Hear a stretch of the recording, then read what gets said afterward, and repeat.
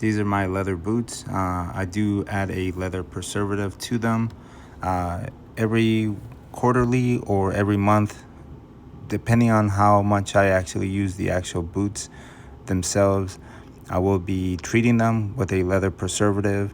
When you do add the leather preservative, you have to like do small little circles continuously, nonstop. Most likely, you definitely want to find yourself a nice quiet place or a couple hours in order for you to just take out the actual shoelaces, add the leather preservative, make sure it's good.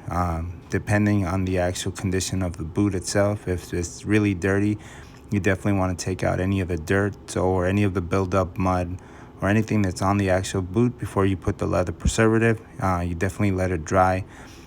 Depending on the actual state that you live in, if you leave it overnight, and if your house or the area that you have it's cold, depending on the state, obviously the state of Washington does rain a lot, so it's not as warm as other states like Florida. You might want to use an air dryer to add a little bit more heat to the actual leather preservative so it can sink into the actual boot itself. But once you're done with that, that is it.